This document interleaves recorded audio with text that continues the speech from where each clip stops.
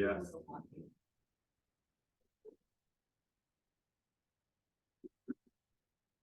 All right, so everyone's here on time, why don't we start on time? I'm Jake Leveton. I'm the program coordinator of the Institute for Humanities Research, and it's really my pleasure to welcome you here today for what's going to be a fabulous panel and a new experiment we have at the IHR, the Do You Have Award for that series.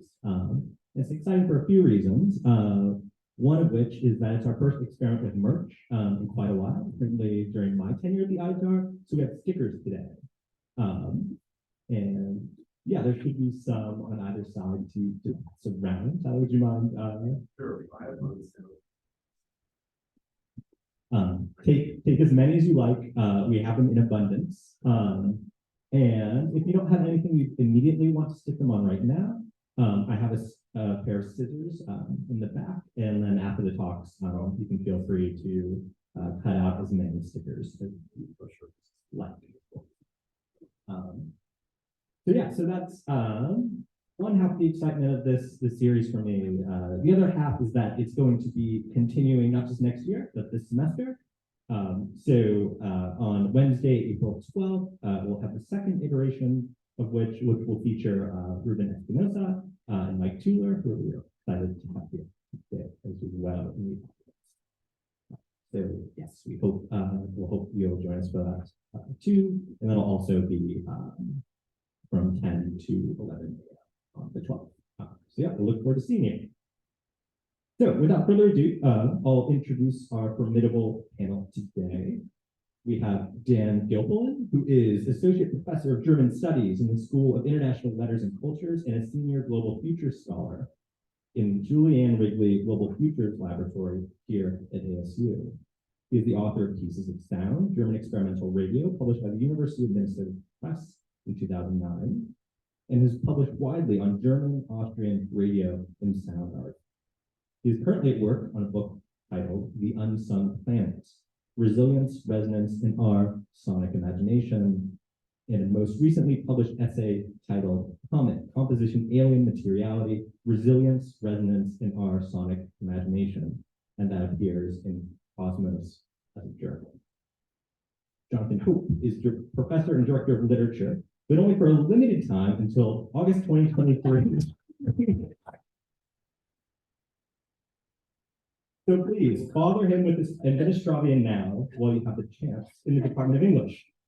Professor Hope's critical work in literary studies comes from a linguistic perspective, particularly on historical linguistics, sociolinguistics, computational, and corpus linguistics. Most recently, Professor Hope has been exploring the much repeated, but almost entirely false notion that Shakespeare invented large numbers of words. Professor Hope's word of the day invitation being one such historical allusion.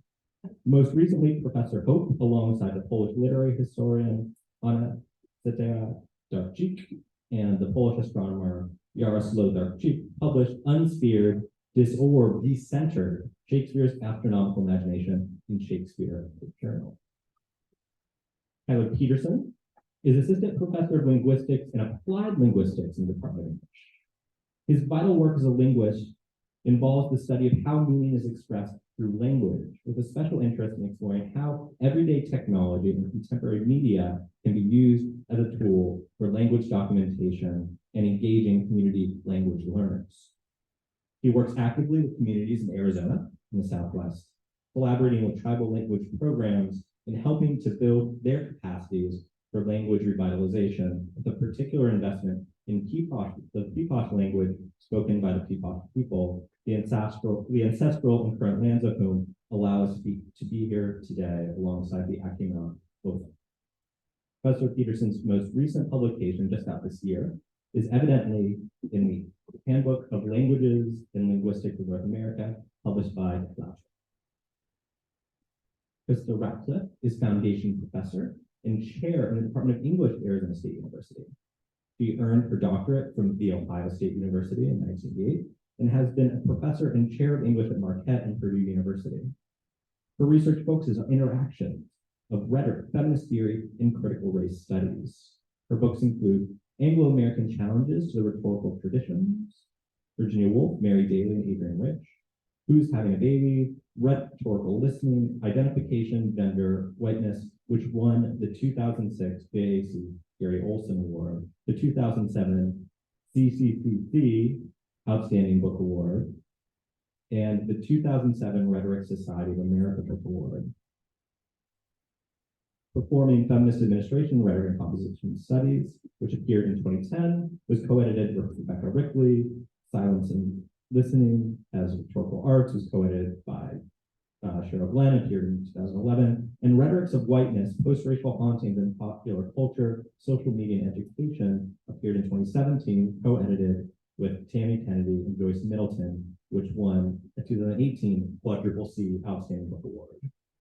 Her work has also appeared in edited collections as well as academic journals such as the Triple C, JAC, Rhetoric Review, College English, and Rhetoric Society Quarterly. Her national service has included serving as president of the Coalition of Women Scholars in History of Rhetoric and Composition and the Rhetoric Society of America. She's also a fellow in the Rhetoric Society, the Rhetoric Society of America. So I can see why she said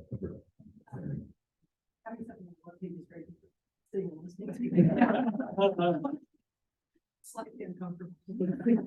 But soon we'll hear from us on enthymeme. And so I will turn it over to our fabulous panel.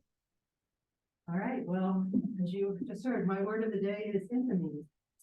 Why are enthymemes important? Well, they tell us about unstated assumptions in everyday conversations, whether it's reading, writing, speaking.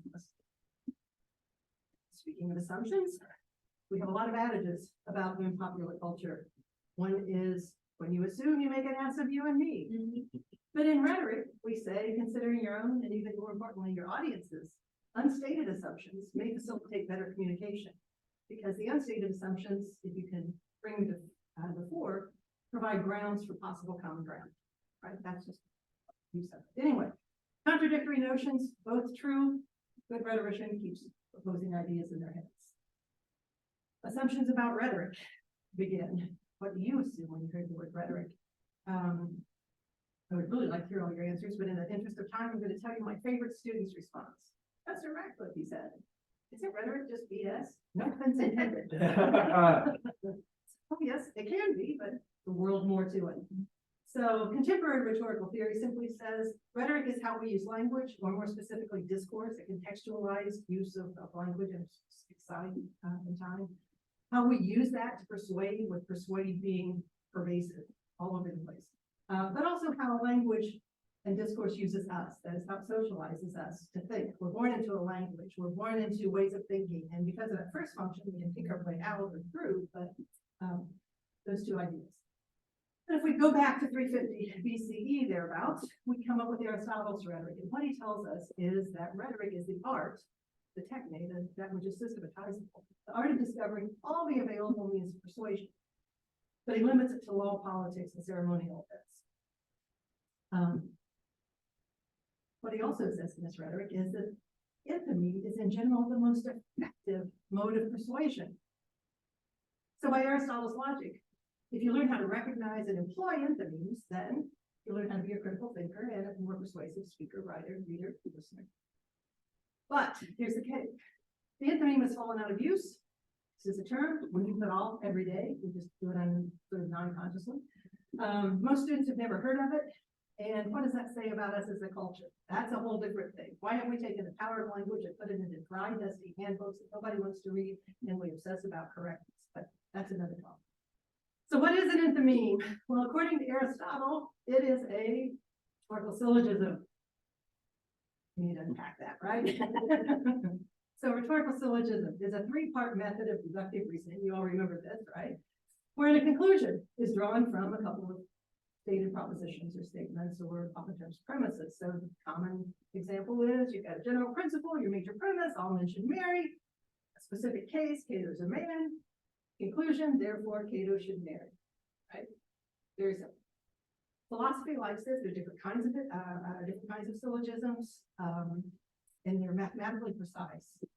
When you get into rhetoric, though, long history of tension between philosophy and rhetoric. The rhetoricians are messy. So the enthymeme is rhetorical syllogism, says Aristotle, wherein major and minor premises in communication are omitted on purpose. Obama says we need change, and then he lets the audience fill in what they want change to be, and they all vote for it for different reasons. Right?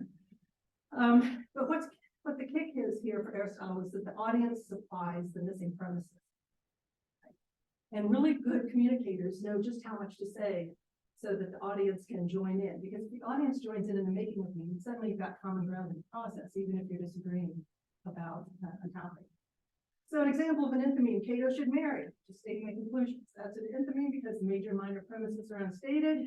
I could say Cato should marry because he's a man. Major premise, the principle of all men should marry, unstated. We can just assume we all know that. Cato should marry because all men should. We could say that as well. That's also an enthymeme because the minor premise, we don't have to say that Cato's a man. That's so obvious, although maybe not. So anyway, a rhetorical enthymeme is, enthymeme is a rhetorical syllogism. So where do they come in daily life? Well, if I walk into my classroom today and say class is canceled, I've just used an enthymeme. I've concluded that. And what have I persuaded students to do in the process? Well, they're going to get their bags and they're going to leave. But what have I persuaded them to think about that cancellation? I haven't done much, right? I left this huge gap for them to fill in. Why did she cancel class? They're excited, they're happy. Why is she doing it? They might wonder. Well, if I just say class is canceled, both premises unstated. That's a situation I just described. But if I go in and say class is canceled because I'm ill, I'm still using an enthymeme. The unstated major premise is teacher illness is a valid reason for canceling class. We kind of all agree on that. That's happened to them before. So I don't have to say that out loud, right? I can assume that. But if I go in and say class is canceled because I'm bored, they're still going to leave and they're still going to pick, be happy. Maybe they don't have to sit in class, but they may be going, well, what if she thinks she is, right? So what they're really coming up against is that unstated major premise. The teacher boredom is a valid reason, my assumption, if I say this, to cancel class. They're like, not so much. This is kind of rude narrative, right? This is why it's not philosophically, syllogistically true, but you can see that the process they're going through is the same thing. They're targeting on that premise. And the debate is around that. They're not going to argue about canceling class. They're not even going to argue with me about whether I'm bored. They're going to say, you're doing this? Really? In daily life, lots of sentences. Race matters is the one that I use as an example an awful lot because it's very convenient. And if I say race matters, one of the omitted premises can be the minor premise, the reason, because. Anytime you got because, you got an enthymeme, which you're probably leaving out the major. So how does this sentence signify when situated within different cultural logics? Because it's not just enough that you have a conclusion and that's a claim. Claims don't exist in a vacuum, they exist within cultural logics. And so I'm interested in how does this sentence, race matters, signify if it's said by someone who's functioning in a white superiority logic? What does it signify if it's said by someone within a colorblindness logic? Well, wait a minute, they wouldn't say it, right? Within colorblindness, race matters is not utterable. It's not utterable, you can't debate it. What's interesting about colorblindness is it can be the ideal of the most well-intentioned people on the planet, and it can be a weapon of white superiority in Florida. And then critical race studies, race matters because different reasons filled in here, right?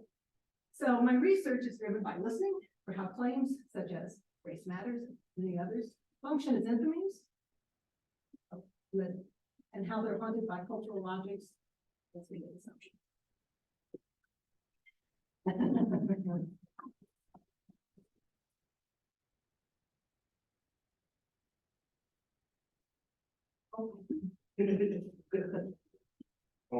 All right, we're doing reverse. So well. Reducing oriented inductive reasoning, especially. So my name is Peterson. I'd like to acknowledge, first of all, people in the Cultural Resources Department, this whole well, 7 years now. Collaboration and assistance, and in particular, by the way, I don't have any slides. And in particular, I'd like to thank my Peaposh colleague and friend, Carl Sundas, for giving me this word. Carl is a really interesting character. If you've driven south on I-10 towards the Gila River Indian community down by Wild Horse Pass, maybe Sundas Road. So I work with that family. Carl's one of the last speakers. There are only about maybe 13 speakers left of this language, and only about 3 of them are well enough because everybody's over the age of 70. There's nothing to think about. This is the language that's spoken here, right? And I don't mean like here in a general sense, I mean literally here. This is called Wakapati.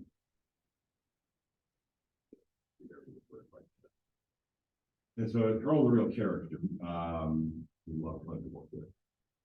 And we get together every week or so, and we sit around the language and we write language down. There's no dictionary of this language, no grammar of this language. There are a lot of notes. There are a lot of things that we're working on projects. Try to make a record of the language when we can, with the hope that future generations can revitalize it and reclaim it. We talk about it and reclaim that language and identity goes with that. So, thank you for giving me this word. Well, Carl's a real character, and so it's like, what kind of word are we going to do? You know, you can sort of go for the goals. You can think of like things that are very culturally important, something that transmits some high idea of something. There are a lot of words like that, of course. I don't feel personally qualified to talk about those kinds of words, so I tend not to. And so, well, let's have some fun with this. Why don't you give them? Why don't you give them vseth? So the TH is not a th. Put your tongue between your teeth. It's like th. So something between a D and a TH. Vseth. And it's said as one word, even though there are 2 words. And this is a fun word because it is literally translated into as sun March. So that's kind of fun. But this word teaches us a lot of really interesting things about language. So there's nothing culturally important here. It's just a fun word to learn in the language. But there's a lot of the reason why I selected it is because there's a lot of really interesting things to unpack about the nature of how we express things. This is we all have moles on us. It's mold. So there's a lot of really neat things that you can sort of explore using this word. It's sort of a gateway in talking about what it means to translate something, what it means to talk about a very everyday object or everyday thing like moles. Very special. And so I can just highlight a couple of things. And this is a part of the work that I do and also the courses that I teach, is to break down and think really what it means to translate something. And when we talk about translation, this is the sort of like common word for it. You know, when you're watching a movie with subtitles, how was it translated? How is it interpreted? Interpretation is something a little bit different. Translation is really taking the sense of one word and putting it in one language and putting it into another language. You're not translating words, you're translating. What you're doing is you're identifying sensitive things and you're trying to find correspondence. Pardon me? Sorry, it's still interpretation. It's still interpretation, yes, that's right. Yes. I'm not saying that's not a part of that. Yes, we can discuss that. Yeah, I don't need to say that that's not a thing. That's a part of it. But to take the sense of one language and find something that corresponds to another. And as linguists, we talk about this in terms of affability. So this is a principle that holds of humans, a human language. Carl, Native American who lives here in the valley, and me, I'm European heritage, and I happen to live here too. But we both speak language. This is something that unites us. Feature of us. We're both human beings and we both have language. And so the principle of affability holds that whatever sense of something you have in one language really must have a sense in the other language. It really has to be that way. Okay? If you think about what mole is just an arbitrary set of sounds. It's got m, mole, like 3 sounds in it. And at some point in the development of English, in the history of English, wherever there's a story to be told, there I actually don't know what that story is. Mole, it comes from something, maybe it's Old English, or I don't know where it comes from. That side of it's never really concerned me too much. But it's a thing, though. Of course, we can study that. Where does it come from? Anyway, we've assigned this meaning with the sense to it. It's somewhat of an arbitrary connection, but we've made that. And it's mole. So what happens in English then? So we have a sense of what mole is, and little spots on our skin. What does it mean to them? Well, sun bark. If we can think about what the sun, okay, so that's something. The sun is something that brings moles out. I don't know, causes them to happen. And then fart. Okay, So what we need to do is we have to start thinking about the notion of compositionality. So what we're doing, what Anj is doing is taking two words together and then combining them. What we're doing is composing meaning from two smaller parts of what something is possibly called a comp. I don't know if it's like posh, but then we have these words in English too. When we think of blackboard, for example, or white, right? So, or leather wall.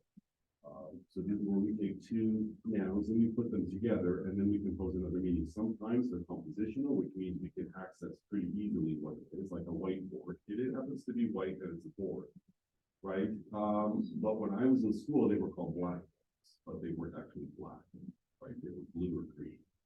So then we start entering into a word of non-composition, or a world of non-composition. But it's still a relation that we know. And so ability translation, what else? It's those two things.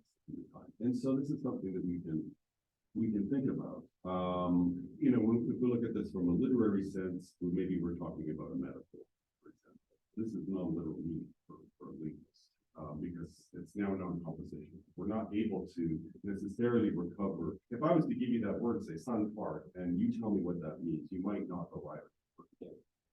You might not arrive at anything. That means it's not composition as translated in English, but it is. It's a word for us. And right, so this is something to think about. It's sort of a greater issue. You know, when I'm teaching and I'm teaching this in my classes, it's always fun to ask students, especially people who speak other languages, is there a word in your language that you don't have a word for in English? And there's always, we have a lot of fun with that because everybody's got a word, right?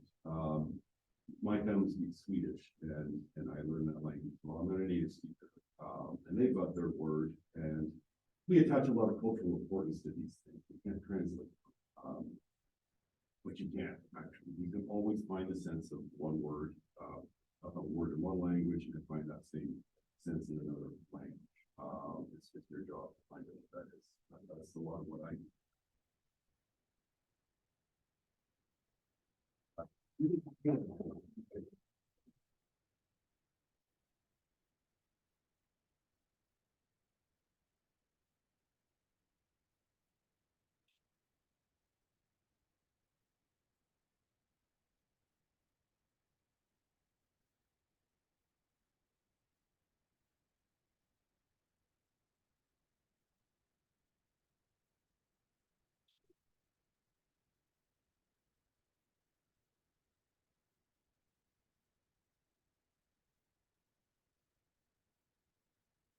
We're waiting for the magic to happen.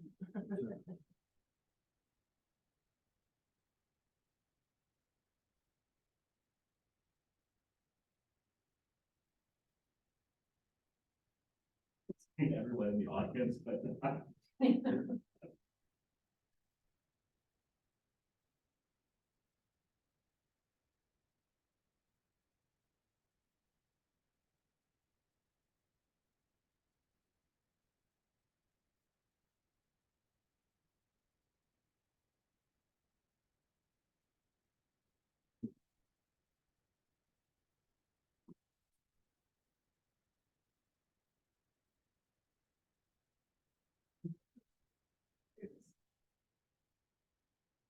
Thank you. This is supposed to be out of focus, the reason that it should become clearer. So Tyler, thanks very much for that. We're moving from our language, which is very unevidenced or unrecorded, to arguably the language which is best recorded. And hopefully one of the things that will come out of this is that having a language that you think is very well recorded is not necessarily a good thing. Because it might not be as well recorded as you think. So here's a fun fact about English. I took this off the internet this morning. So I work on Shakespeare. One of the things everybody knows about Shakespeare is that he invented lots of words. If you go on the internet and search for this, if your view of Shakespeare, it will be corroborated on multiple sites. Many of them are tweets or websites run by commercial education entities, such as strangely to be named Milton Education. But the content of this tweet is very typical of the kind of thing that you will see, which is, did you know that Shakespeare added 1,700 words to the English language? Very precise number. Number that has actually changed over the early 21st centuries.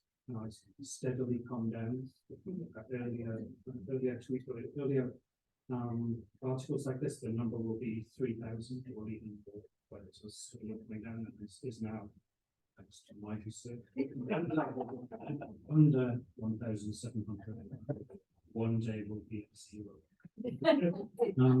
So anyway, that number gets passed around. These are just kind of copied various sites, and the list of words that are cited is copied as well. And the words given in this tweet are very typical. Eyeball, accused, advertising, invitation, follow, and cheap. Some of the words that Shakespeare invented, exclamation on. Eyeball is an interesting one. If you so relatively recently in my life, I didn't have children, I inherited some.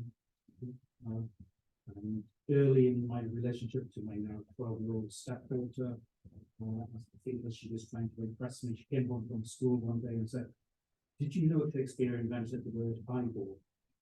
I'm afraid I had to say to her, "That is not true."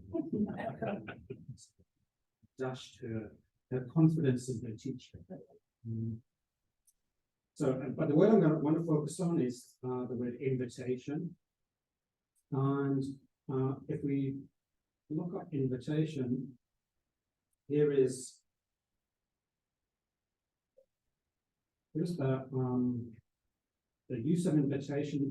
There's only one use of invitation in Shakespeare. It comes in Mary Rice's Windsor. It's used by Falstaff. It's the point where Falstaff, if you don't know the story of it, he arrives in the well-to-do town of Windsor, having fallen upon hard times and needs to earn some money.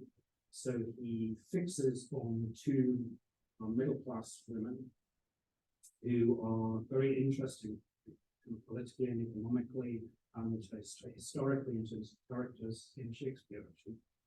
Two women who are explicitly described as being in economic control of the households that they run.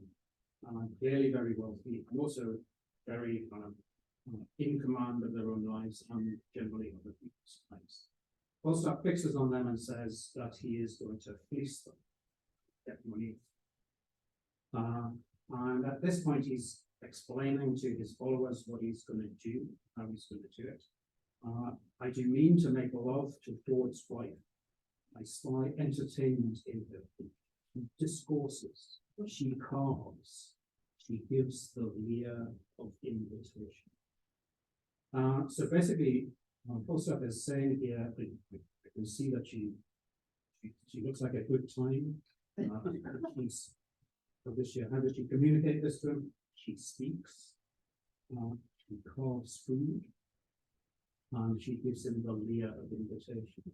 And it's probably a line that doesn't land quite so hilariously in the age of Me Too. I think the history of Shakespeare editing and the way that Falstaff is treated does not reflect well on the mainly old male editors who try to insist that Falstaff is some fantastic old rogue, even in Mary Rice's Windsor, when in fact this line indicates there's lots of evidence in this play that Shakespeare really dislikes, that we should be thinking of him as a body of the Einstein figure. But anyway, so this is the only use of invitation in the whole of Shakespeare. And if we look at the Oxford English Dictionary, the great monuments of Victorian scholarship, the word invitation has a date of 1602, which happens to be so this is the entry. This is the first entry, 1602, William Shakespeare, Mary Rice, Windsor. This is actually the quarto. The quotation I gave you just before was from the folio, which is slightly later. So there's kind of interesting textual variant in the quarto. Falstaff says she gives the liar of invitation. We'll talk about what we'll talk about other stuff. And this is the quarto version, also set as verse, even though it's not. So something textually interesting is going on. But here's so the OED claims that invitation, or gives the earliest date of invitation as 1602. But we now have available to us a billion-word corpus, or basically everything, every printed word in English from about 1450 to 1700. It's very easily searchable and it's very easy to generate frequency graphs. So here's a graph of the instances of the word invitation in that corpus. And you should be able to see that it actually starts appearing in English in about 1450, at least in this corpus. So despite what the OED appears to claim, Falstaff does not, Mistress Forge does not issue the first ever invitation in English. The word is around in English from well before Shakespeare's birth. And here's something else. When we look at the rise in frequency of this word, it doesn't really take off until about 1610, 1620. And remember, Shakespeare only ever uses it once. So, and notice that the frequency of this word takes off in the kind of 1620s, 1640s, goes to a peak in the 1680. So, and this is what I want to take away from this in relation to us considering new words and how words operate in languages. The kind of myth about Shakespeare as a word coiner is a myth that says a lot about how we think of language, or how we don't think of language. In that it's a myth, we can talk about the historical rise of that myth, but it's a myth that attests to a kind of view of language, which is that it is created by individuals. But languages are not created by individuals, they are created by communities and by groups. And languages are also, to some extent, independent groups of rules and structures that allow people to operate within them. So the claim that Shakespeare invented this word, or even the claim that people might well make that Shakespeare somehow popularizes it, doesn't hold up, because he only uses it once and it doesn't really take off until after he's dead. So this word is existing in a linguistic ecosystem to which Shakespeare is irrelevant. And the word takes off without him. So something happens in the early 1600s, or 1650s, to produce the effect of people using this word more. And that might be to do with social relationships and formalization of social relations, or something else entirely. But it's not Shakespeare, it's not an individual, it's the linguistic system. And there's something going on there. And one of the takeaways from this is that when I look at the claims that are made about Shakespeare, I keep coming back actually to William Burroughs and his notion that language is a virus. And that's the individual users, especially of words, or vectors for that virus, not the instigators.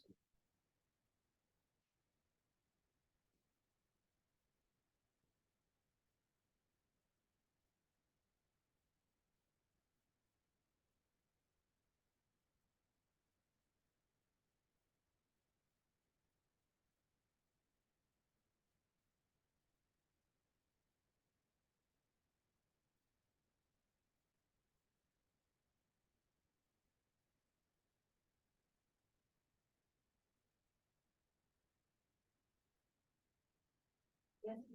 All right. So I'm going to disappoint you and not use a German word. I am using, chosen to focus on the word unsound. Jacob, in the introduction, mentioned a book I'm working on. It's called The Unsound Planet: Resilience, Resonance, and Our Sonic Imagination. And the word unsound will play an interesting role in the book. As the title of that book signals, I'm interested in the sounds that the multiple worlds that surround us make, in the ways in which humans are capable of perceiving these or not. I think of the sonic realm as offering us the opportunity to rethink the very limits of human resilience alongside the non-human, that we share a delicate set of entanglements with plants, animals, geologies, and atmospheres, and with other humans. And it is because of these entanglements that I feel we need to continually open our sonic imaginations to them. I work with words on a daily basis, and in my writing process, I often will think through my use of a word, not only for its meaning in the context of a sentence, but also for how it accomplishes the meaning visually, textually, spatially, temporally, and sonically, so that the ideas and arguments I'm posing will ring true in the minds of my readers, and that my interdisciplinary scholarship is sound. So over the next few minutes, I'll try to walk you through how I work with and riff on this word. So the first stop on this quick taxonomy of the word, it's meant to capture a common understanding for the word and its usage as an adjective. So we can think of unhealthy, disease, disordered, like the body or mind. The relationship of unsound to the structurally deficient, the unsafe, the unstable, the not solid or firm, like foundations or bridges, infrastructure. The idea of the not well-founded or valid, but fallacious, as in an argument, non-sound argument. Or not financially strong, unreliable, like a bank or a corporation. In this context, the most likely word that we would seek to keep at a distance, that we hope not to have to use often in our daily lives. But I hope to change our minds a little bit, that unsound and that which is unsound should be something that we need, that we seek out rather than try to alleviate or remove altogether. And to help illuminate how I want to engage this idea of unsound as possibility, I'm going to invoke my first of two interventions into the word. And the first comes from two scholars, Walker and Saltz, David Saltz, Bruce Bryan, and Bruce Wandell. They'll come up in the sources I'm moving over as well. And I'm gonna, I guess I'll just read this. In the context of resilience, the idea of the unsound is that thing that the resilient system is trying to withstand or recover from or keep at a distance. And yet they will discuss resilience that represents the capacity of a system to absorb and or recover from disturbance, such as natural storms, wildlife, human population growth, economic development, but without causing a threshold shift into a different stable state of existence. Where the notion of stability indicates the system may have weathered the disturbance, but it may also have lost one or more beneficial agents from the prior state to which it is difficult to return. In their work, Walker and Saltz point to the prevalent practices of optimization and efficiency within ecosystem management, where the aim is to get the ecosystem into some particular optimal state and then hold it there. It is believed that this optimal state will deliver a maximum sustained benefit. In natural resource and wildlife management, this optimal yield means a maximum yield, a maximum level of harvest. So in the case of timber, fish catch, for example, and that this is achieved without leading to a depletion of the resources in question. And they'll contend that this optimal yield approach leads dangerously to losses in resilience within these complex adaptive systems, since the beneficial aspects of risk and disturbance have in many cases been optimized out of the complex formula that resilience represents. So that leads me to think about unsound as something that is needed for resilience. So it's a moment where the idea of the unsound begins to take on those beneficial values. So in the context of an ecosystem, we can think of the unsound as comprising those factors that the optimal yield approach wants to optimize out. But in their removal of avoidance, the system may slip into a new threshold state and then become less capable of absorbing these very factors and result in a less resilient, less pliant system. So where these ideas of weakness, fragility, and vulnerability, these are the important factors that resilience requires for resisting that disturbance. And so and resisting the potential that the system will move into this new threshold state. So in doing that, then the system becomes more rigid. So the idea of non-adaptability and inflexibility becomes introduced into that complex. And then ultimately these questions to an idea of precarity and risk come to mind. That precariousness is something that we try to stay away from. And I think the pandemic moves us into where we were in a constant state of precarity, at least in our minds, but the sense of that need for it in order to maintain a more resilient, pliant way of existing. So the importance of risk and precarity for resilience within complex adaptive systems. So when instability and disturbance is needed to allow for that resiliency, pliancy, and adaptability. So the next and final stop on this quick taxonomy of the word I want to conceptualize. I want to conceptualize the idea of unsound as a type of noun. And you can see from my definition here that it's not an easy thing to accomplish the idea of the unsound as a noun. So all of these ideas, the idea of it's devoid of sound, it's an auditory state of being anechoic. It's incapacity to perceive auditory vibration. So we can think about the role of ultrasound frequencies or infrasound frequencies that exist either beyond at too high of a frequency for human audibility or too low of a frequency. All of these point to unsound as that which isn't sound or isn't sound as humans perceive it to be. In not perceiving the unsound, it could be said that we ignore them, that we are not aware of them, that they are not factors in the way that we perceive. So we don't take the infrasonic into account in our daily action with other sound-based objects. So they are not factors in the way we perceive, understand, or implement the world, right? And this leads me to my second and last intervention from Karen Barad. And this for me is it's a vibrant kind of very long paragraph, but I think it gets to a lot of where I'm going in the book and with this idea of unsound. And Barad will say the void is a lively tension. Her work, they are a theoretical physicist and philosopher, and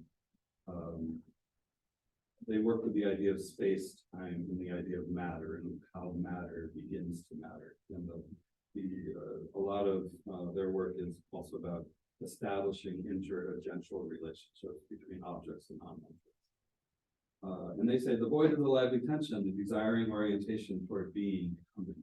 The vacuum is flush with yearning, bursting with innumerable imaginings of what could be.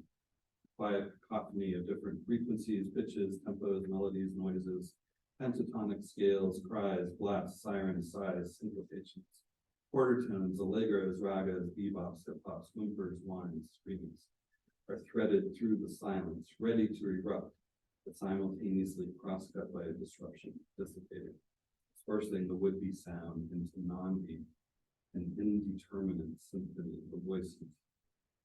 And my take on this is that for humans, the void or vacuum is normally a space filled with deafening silence, due to the inability of the human ear to transduce sound waves below the lower limit of human audibility. For Barad, however, the void vacuum is as much a noisy place as it is a quiet expanse of non or unsound. Yet it is also an exuberant space that is alive with a full complement of possible combinations of sound, all equally on the verge of either erupting into presence or erupting into nothingness. From the rhythms, beats, scales, and tonalities that comprise the diverse registers of human, non-human musicality, to the sighs, cries, whimpers, and vocalities that comprise human and non-human voice and paralanguage, Barad's void resonates and dissipates meaning, intonates and disrupts possibility, and performs life in all its complex forms. And so what I see within this is that is these ideas of that unsound is an attempt to dissonate the world. That it's not about the things that resonate with us as humans, but that maybe dissonate, that aren't a part of that awareness. So if we were to take that idea of dissonance and verbalize it, make it an active verb, what does it mean to dissonate? Be dissonant. The ideas of decay, decomposition, distortion, and the unsung. So to understand unsound as the undoing of resonance, engaging the value of dissonance, decay, and decomposition, of dissonating, decomposing, unsinging, and unsounding. So this is my verb form of the word. So doing this to the agential world of the human to open into that indeterminate symphony of voices comprised of multiple forms of agency, animal, human, or otherwise. So this indeterminacy, as Barad describes it, should not be seen as pointing to a crisis of meaning, but rather as they also aptly put it as a jubilation of emptiness. That signification also arises from the continuum from determinacy to indeterminacy, from being to nothingness, from cacophony to silence, from sound to unsound. So there you go.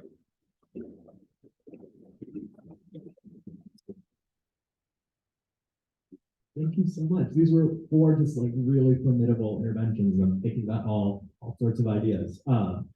But fortunately, we have more than enough time to, I think with all these words together. So does anyone have any questions, provocations for the panelists? And I'll circle around with them. Yes, right. I have a question of the. Okay. For using of these. I have a question about the Shakespeare. So you mentioned that early in the 20th century, around 3,000 words were attributed to him, and to him specifically. So I'm wondering, why are people obsessed with Shakespeare specifically and the number of words created? Like, is it an idolization that leads to this attribution? Yeah, no, it's a big question, and it's very precisely datable. And it's datable to the point at which the classicals of the Oxford English Dictionary start to get published. So the Oxford English Dictionary was basically a project that went through the whole 19th century into the early 20th century. The work was done in a linear form and was published in a linear form. So they didn't publish the whole thing. They started at the letter A and published successively the letters. And the 19th century, especially the later 19th century, is the first time people start to say Shakespeare invented words. Before that, nobody says it. Nobody thinks that's a good thing. People generally think it's a bad thing to invent words. So I suspect there's a kind of romantic influence there. But it's also the fact that it was the first time that the documentation of English was being done. The people compiling the OED were not trying to find the earliest example of every word. Okay, and that's literary scholars didn't know. You break our hearts when you say that. Literary scholars, very eminent literary scholars, like arguments with, wants that to be true, but it's not true. The OED was done on what they call historical principles, which meant they were trying to find an early example of the use, but they didn't want to find the earliest example, they wanted to find the example of cultural impact. Therefore, they go for Shakespeare. So Shakespeare appears as the first instance in thousands of entries. Now the OED is revising itself. It's disappeared because they actually have changed their principles, and they are now trying to find the earliest attested example of the. So every time you do a search, like every 6 months or so, I do a search in the OED to see how many first citations of Shakespeare and the number of stuff.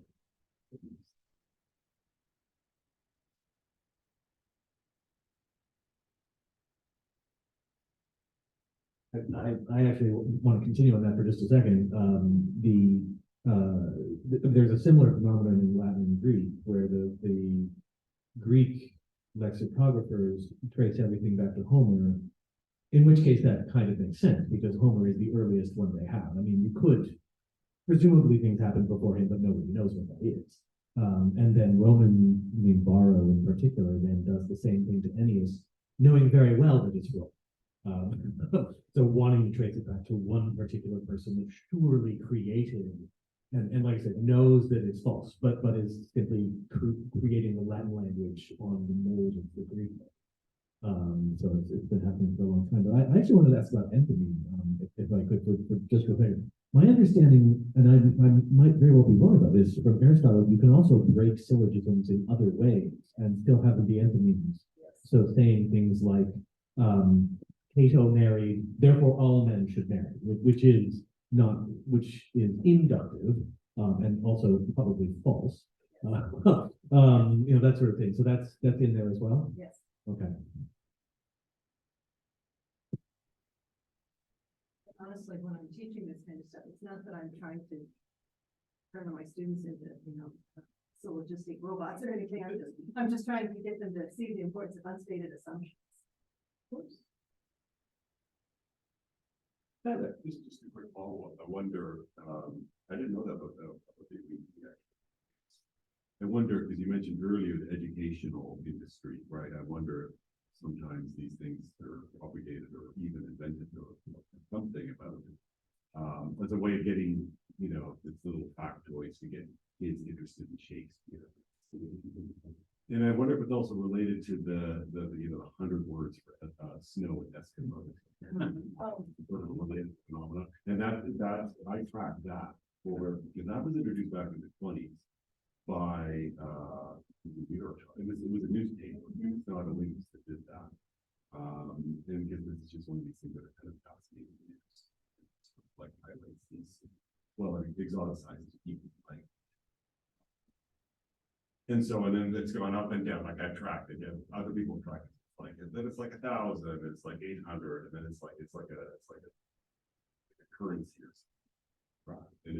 And people feed it back. Linguists write articles about it, and they feed it back. They explain it, and it's actually really well understood phenomenon. And so, but it still sort of just like survives some and just keeps coming back, and then it gets like put down. I don't know. The myth of the culture. We just seem to like the myths, or something,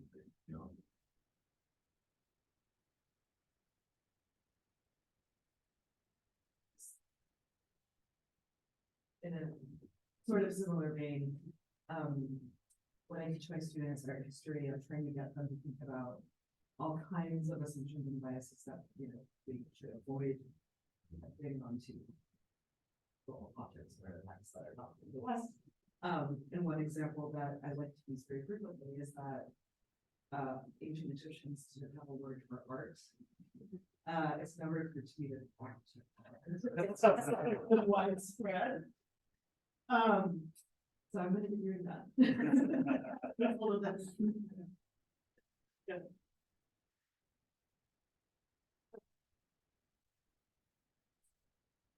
Hey, I have a question for Dan. In terms of the Unsound, I'm interested in how you're working with and/or against and/or alongside notions of attunement, that comes with logical studies of resilience, especially in the last 10 years, and kind of like working with ideas of harmonies and disharmonies in terms of the song.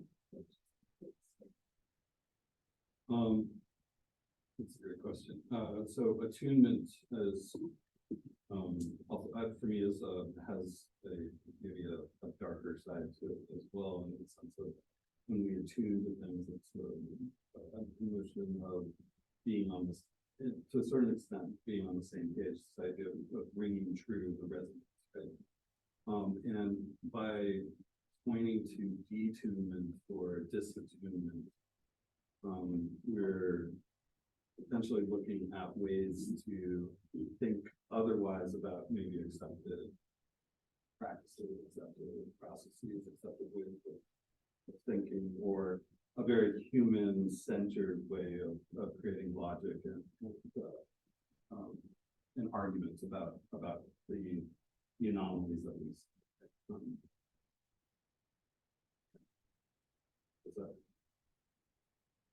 For me, the idea, in getting to something that Tyler mentioned, the non-composition, and that language is a playful kind of way of bringing things into language that is text-based versus language that exists as a process, by which, maybe not a process, it's more, there's a compositionality to it that isn't always written, that is the spontaneity of the encounter. And I think Barad's work is really about that idea of agency arising from the moment of the encounter, but then no one maintains agency past the encounter. And that we're not meant to carry our agency with us on a minute-to-minute basis that I think he's tend to believe that we always do, or that we're in that practice of doing that. So it becomes a much more performative type of engagement. So the idea of maybe an attunement, I think, gets to some of that, but when we detune it, it's about, well, let's think on a different frequency. Or maybe not take the accepted visual that we see, or the idea of, well, the universe there's a silent space, but it's actually not, it's quite loud and noisy.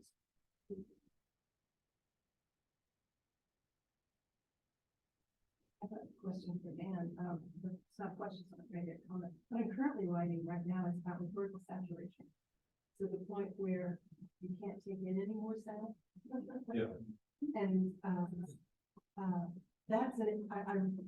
this is really, thank you. That's what I really want to say. This is helping me think the other side of that. So, but I find it interesting because I think the unsound, it's not exactly silence, but there's that whole range of things that can be investigated more. And I think we don't pay attention to that and bringing it before this stuff.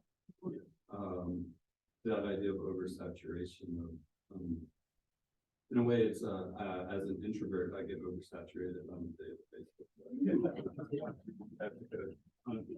Unsaturated, not in terms of fat, but in terms of decompressing.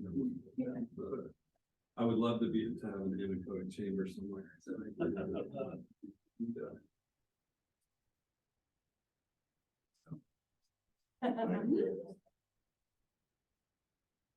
Actually, with anechoic chamber at ASU textbooks or. We have time for one last question. So I'm going to try to make this coherent, but it seemed there was some interesting threads between the conversations. I'm not sure if I'm getting this right, but it seems like there may be something related between the enthymeme and the unsound, and some of the unspoken biases that are encoded in words. So, to go back to this example of Shakespeare inventing words, it speaks to this notion of prioritizing textuality. In the same way as, the narrative Christopher Columbus discovered the New World. Well, okay, according to a particular perspective. And so I'm wondering, to what degree, this it's kind of a reversal, this ironic reversal of the unsound being perhaps what is actually making noise before it's textually encoded and converted into a sound documented argumentation. And if that maybe figures somehow into this notion of what's unstated in these logical syllogisms, rhetorical syllogisms, what is meant by invented or sound? So maybe, I don't know if that could make sense to any or all of you. Thank you.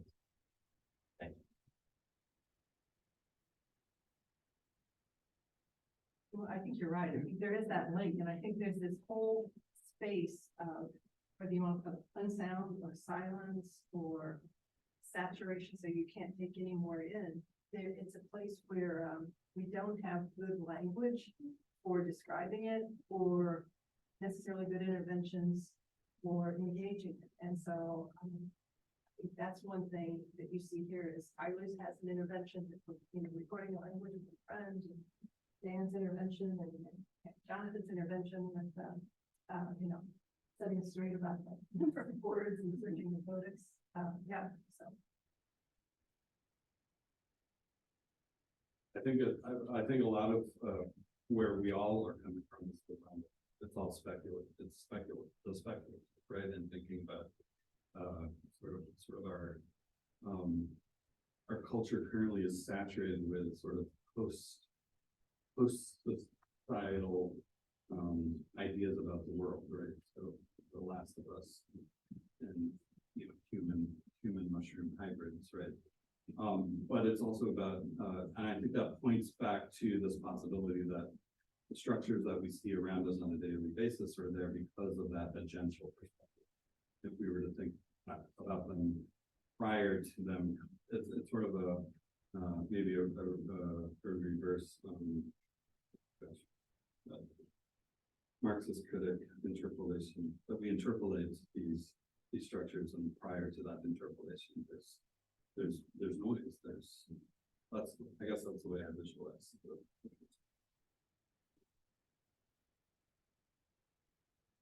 Well, we at the IHR are always happy to end on mushrooms and speculation. So let's pick our panelists one more time. I don't know.